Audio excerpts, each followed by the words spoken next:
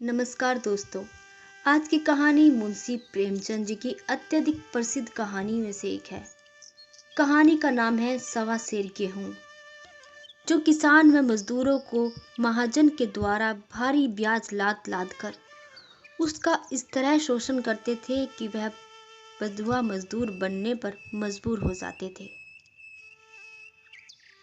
यह किसान की मजबूरी और मजदूर की मजबूरी का एक आईना हमारे सामने प्रस्तुत करती है। आओ शुरू करते हैं कहानी। किसी गांव में शंकर नाम का एक कुर्मी किसान रहता था। सीधा साधा गरीब आदमी था। अपने काम से काम, न किसी के लेने में न किसी के देने में। छक्का पंजा न जानता था। छल प्रपंच की उसे छूत भी न लगी थी। ठगे जाने की चिंता न थी। ठग विद्या न जानता था। भोजन मिला तो खा लिया, ना मिला तो चबेन पर काट दी। चबेना भी न मिला तो पानी पी लिया और राम का नाम लेकर सो गया। किंतु जब कोई अतिथि द्वार पर आ जाता तो उसे इस निर्वित मार्ग का त्याग करना ही पड़ता था।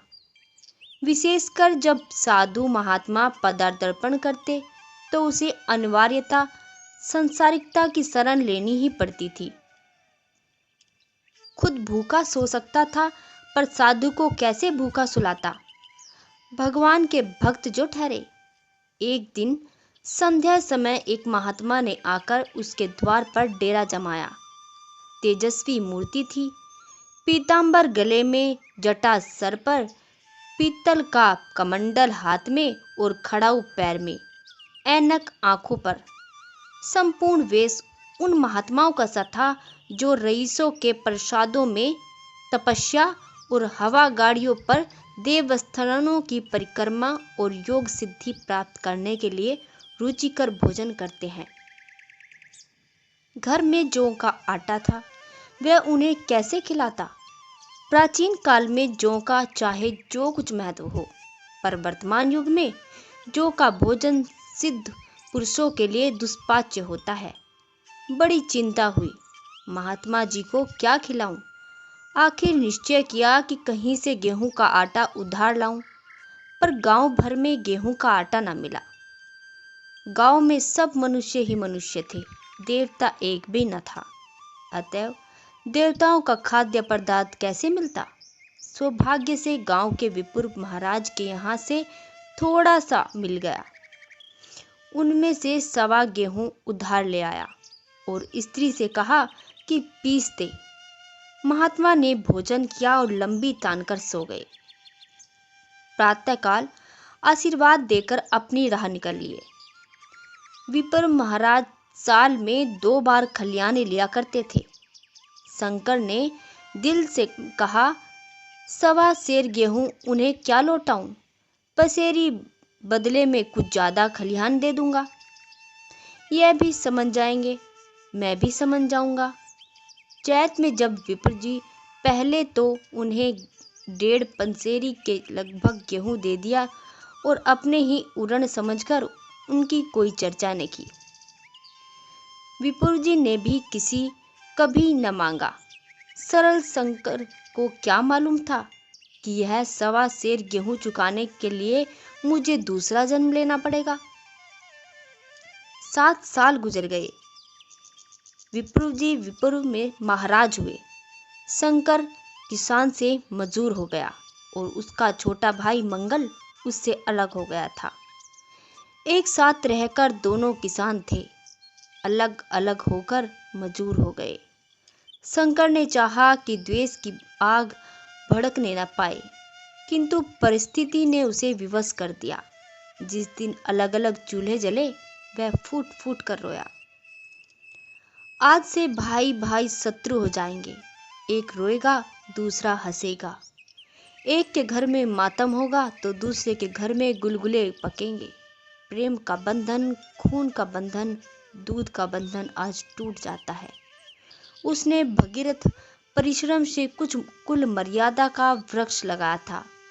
उसे अपने रक्त से सींचा था। उसको जड़ से उखाड़ता देखकर उसके हृदय के टुकड़े टुकड़े हो गए। 7 दिनों तक उसने दाने की सूरत तक नहीं देखी। दिन भर जेठ की धूप में काम करता और रात को मुंह लपेटकर सोया रहता। इस भीषण वेदना और दुस्सह कष्ट ने रक्त को जला दिया और मांस और मज्जा को घुला दिया। बीमार पड़ा तो महीनों खाट से न उठा। अब गुजर बसर कैसे हो? 5 बीघे के आधे रह गए, 1 बैल रह गया। खेती क्या खाक होती? अंत को यहाँ तक नौबत पहुंची कि खेती केवल मर्यादा रक्षा का साधन मात्र रह गई। जीविका का भार मजूरी पर आ पड़ा। 7 वर्ष बीत गए। एक दिन शंकर मजूरी करके लौटा तो राह में विपुल जी ने टोक कर कहा, शंकर, कल आकर अपने बीज बैंक का हिसाब कर ले। तेरे यहाँ 5.5 मन गेहूं कब के बाकी पड़े हुए हैं और तू देने का नाम ही नहीं लेता। हजम करने का मन है क्या? शंकर ने चकित होकर कहा, मैंने तुमसे कब गेहूं लिए थे जो 5.5 मन हो गए? तुम भूलते हो, मेरे यहाँ किसी का छटाक भर न अनाज है, न एक भी पैसा उधार। विपुल, इसी नियत का तो यह फल भोग रहे हो, खाने को नहीं जुटा पाए। यह कहकर विपुल जी ने उस 1.25 सेर गेहूं का जिक्र किया जो आज से 7 वर्ष पहले शंकर को दिया था। शंकर सुनकर अवाक रह गया। ईश्वर, मैंने इन्हें कितनी बार खलियानी दी, उन्होंने मेरा कौन सा काम किया? जब पोथी पत्र देखने और साइत सगुन विचारने द्वार पर आते थे, कुछ न कुछ दक्षिणा लेकर ही जाते थे। इतना स्वार्थ!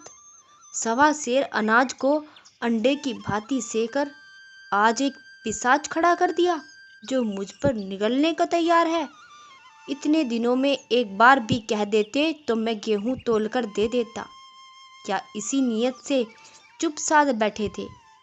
बोला, महाराज, नाम लेकर तो मैंने इतना अनाज नहीं दिया, पर कई बार खलिहानों में सेर 2-2 सेर दिया। अब आप 5.5 मन मांगते हैं, मैं कहाँ से दूंगा? विपुल, लेखा जो बख्शीश 100, तुमने तो जो कुछ दिया होगा उसका कोई हिसाब नहीं। चाहे एक ही जगह 4 पसेरी दे दो, तुम्हारे नाम बही में 5.5 मन लिखा हुआ है। जिससे चाहे हिसाब लिखवा लो। दे दो तो तुम्हारा नाम छेक दूं, नहीं तो और भी बढ़ा लूंगा। शंकर, पांडे, क्यों एक गरीब को सताते हो? मेरे खाने का ठिकाना नहीं, इतना गेहूं किसके घर से लाऊंगा? विपुल, उसके घर से चाहे लाओ, मैं छटाक भर भी ना छोड़ूंगा। यह न दोगे, भगवान के घर दोगे। शंकर कांप उठा। हम पढ़े लिखे आदमी होते तो कह देते, अच्छी बात है, ईश्वर के घर ही देंगे। वहाँ की तौल यहाँ से कुछ बड़ी तो ना होगी। कम से कम उसका कोई प्रमाण हमारे पास नहीं है, फिर उसकी क्या चिंता। किंतु शंकर इतना तार्किक, इतना व्यवहार चतुर न था। एक तो रण, वह भी ब्राह्मण का बही में नाम रखा गया तो सीधे नरक में जाएगा। इस खलिहान ही में से उसे रोमांच हो गया। बोला, महाराज, तुम्हारा जितना होगा यही दूंगा, ईश्वर के यहाँ क्या दूं? इस जन्म में तो ठोकर खा ही रहा हूँ, उस जन्म के लिए क्या काटे बोऊं? मगर यह कोई नियत नहीं है, तुमने राई का पहाड़ बना दिया। ब्राह्मण होके तुम्हारे ऐसा नहीं करना चाहिए था। उसी घड़ी तगादा कर देते तो आज मेरे सिर पर इतना बड़ा बोझ क्यों पड़ता? मैं तो दे ही देता, लेकिन तुम्हें भगवान के यहाँ जवाब जरूर देना पड़ेगा। विपुल, वहाँ का डर तुम्हें होगा, मुझे क्या आंखें दिखा रहे हो? वहाँ तो सब अपने भाई बंधु हैं, ऋषि मुनि सब तो ब्राह्मण ही हैं, देवता ब्राह्मण हैं। जो कुछ बनेगा बिगड़ेगा संभाल लेंगे। तो कब तक देते हो? शंकर, मेरे पास रखा तो है नहीं, किसी से मांग जांच कर लाऊंगा तभी न दूंगा। विपुल, मैं यह न मांगूंगा, 7 साल हो गए, अब एक दिन का भी मुलहेजा न करूंगा। गेहूं नहीं दे सकते तो दस्तावेज लिख दो, शंकर, मुझे तो देना है, चाहे गेहूं ले जाओ, चाहे दस्तावेज लिखवा लो, किस हिसाब से दाम रखोगे? विपुर, बाजार भाव 5 सेर का है, तुम्हें 5.25 सेर का काट दूंगा। शंकर, जब दे ही रहा हूं तो बाजार भाव काटूंगा, पाव भर छुटवाकर क्यों दोषी बनूं? हिसाब लगाया तो गेहूं के 60 हुए और 60 का दस्तावेज लिखवा लिया गया और 3 सैकड़े सूद। साल भर में न देने पर सूद की दर 2.5 रुपये सैकड़ा, 8 आने का स्टाम्प, 4 आने का दस्तावेज की तहरीर शंकर के ऊपर से देनी पड़ी।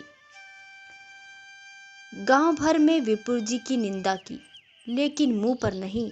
महाजन से सभी का काम पड़ता है, उसके मुंह कौन आए? शंकर ने साल भर तक कठिन तपस्या की। मर्यादा से पहले रुपए अदा करने का उसने व्रत कर लिया था। दोपहर को पहले भी चूल्हा न जलता था, चौबेन पर बसर होती थी, अब वह भी बंद हुआ। केवल लड़के के लिए रात की रोटियां रख दी जाती। गांव भर में विपुर जी की निंदा की, लेकिन मुंह पर नहीं। महाजन ने सभी का काम पड़ता है, उसके मुंह कौन आए? शंकर ने साल भर तक कठिन परिश्रम किया। मियाद से पहले रुपए अदा करने का उसने व्रत सा कर लिया था। दोपहर को पहले भी चूल्हा न जलता था और चौबेन पर बसर होती थी, अब वह भी बंद हुआ। केवल लड़के के लिए रात को रोटी रख दी जाती, पैसे रोज का तंबाकू पी जाता। यही एक व्यसन था जिसका वह कभी न त्याग कर सकता था। अब वह व्यसन भी इस कठिन व्रत की भेंट हो गया। उसने चिलम पटक दी, हुक्का तोड़ दिया और तंबाकू की हांडी चूर चूर कर डाली। कपड़े पहले भी त्याग की चरम सीमा पर पहुंच चुके थे, अब वह प्रकृति की न्यूनतम रेखा में अवरुद्ध हो गए। शिशिर की अस्थि बेदक शीत को उसने आग ताप कर काट दिया। इस संकल्प का फल आशा से बढ़कर निकला। साल के अंत में उसके पास 60 रुपए जमा हो गए। उसने समझा, पंडित जी को इतने रुपए दे दूंगा और कहूंगा, महाराज बाकी रुपए भी जल्द ही आपके पास हाजिर कर दूंगा। तो बात क्या, पंडित जी इतना भी न मानेंगे।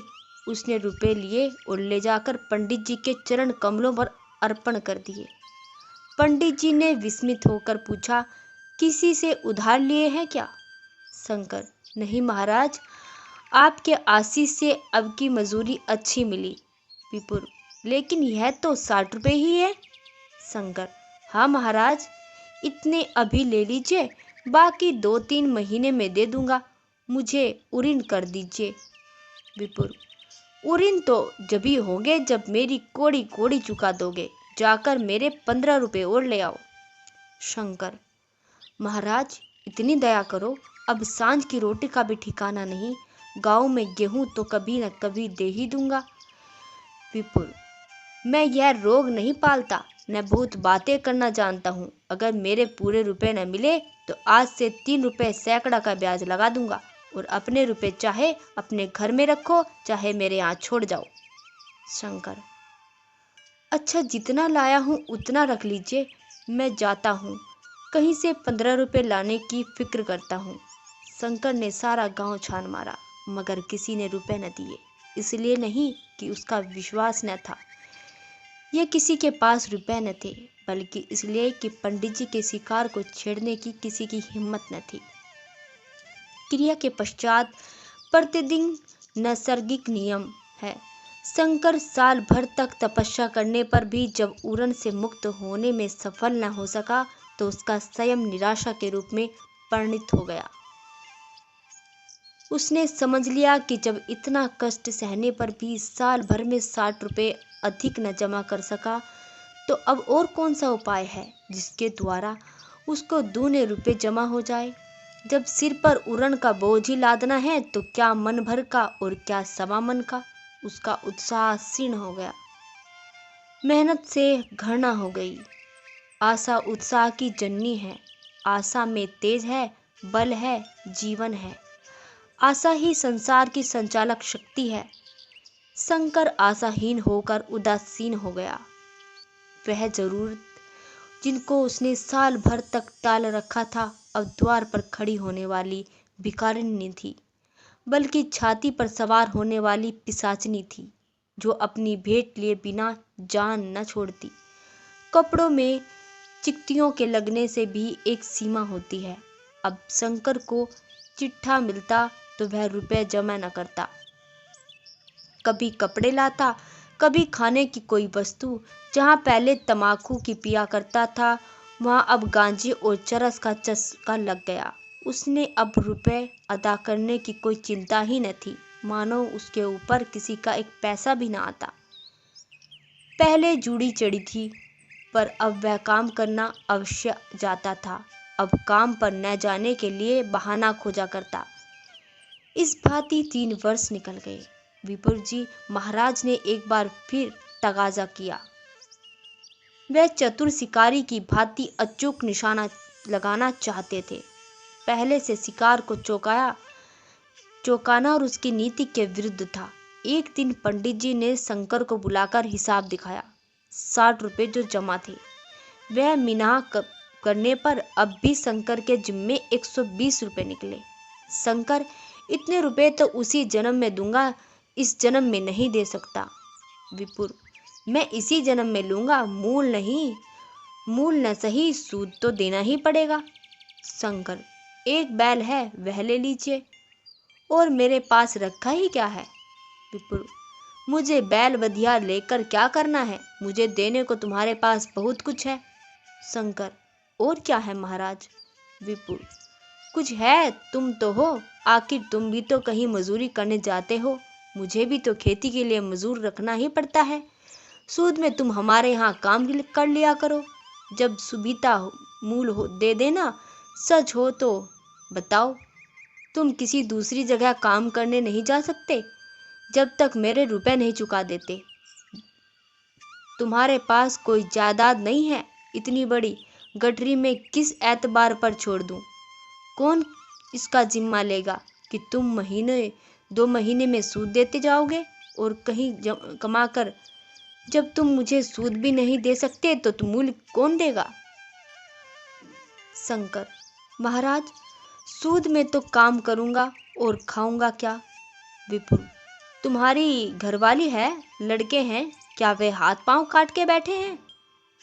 तुम्हारा आधा शेर जो रोज कलेवा के लिए दे दिया करूंगा, ओढ़ने को साल में एक कंबल दे दूंगा, एक रजाई भी बनवा दूंगा, और क्या चाहिए। यह सच है, और लोग तुम्हें 6 महीने आने देते हैं, लेकिन मुझे ऐसी गरज नहीं है, मैं तो तुम्हें रुपए भरने के लिए रखता हूँ। शंकर ने कुछ देर तक गहरी चिंता में पड़े रहने के बाद कहा, महाराज, यह तो जन्म भर की गुलामी हुई। विपुल, गुलामी समझो चाहे मजूरी समझो, मैं अपने रुपए भराए बिना तुम्हें कभी ना छोड़ूंगा। तुम भागोगे तो तुम्हारा लड़का भरेगा। हाँ, जब कोई न रहेगा तब की बात दूसरी है। इस निर्णय की कहीं अपील न थी। मजूर की जमानत कौन करता, कहीं शरण न थी, भागकर कहाँ जाता। दूसरे दिन से उसने विपुल जी के यहाँ काम करना शुरू कर दिया। 1.25 सेर गेहूं की बदौलत उम्र भर के लिए गुलामी की बेड़ी पैरों में डालनी पड़ी। उस अभागे की अब अगर किसी विचार से संतोष होता था तो यह था कि वह मेरे पूर्व जन्म का संस्कार है। स्त्री को वे काम करने पड़ते थे जो उसने कभी न किए थे। बच्चे दानों को तरसते थे, लेकिन शंकर चुपचाप देखने के सिवा और कुछ न कर सकता था। वह गेहूं के दाने किसी देवता के साप की भांति, या वह जीवन उसके सिर से न उतरे। शंकर ने विपुल जी से कहा, 20 वर्ष तक की गुलामी करने के बाद इस दुस्सार संसार से प्रस्थान कर गया, और 120 अभी तक उसके सिर पर सवार थे। पंडित जी ने उसे गरीब को ईश्वर के दरबार में कष्ट देना उचित न समझा। इतना अन्याय, इतनी निर्दयता उसके जवान बेटे की गर्दन पकड़ी। आज तक वह विपुल जी के यहाँ काम करता है, और उसका उद्धार कब होगा भी या नहीं, ईश्वर ही जाने। आपको आज की कहानी कैसी लगी? कहानी अच्छी लगी हो तो हमारे चैनल पीसफुल कहानी को सब्सक्राइब करना न भूलेगा। धन्यवाद। भगवान करे आपका दिन शुभ हो।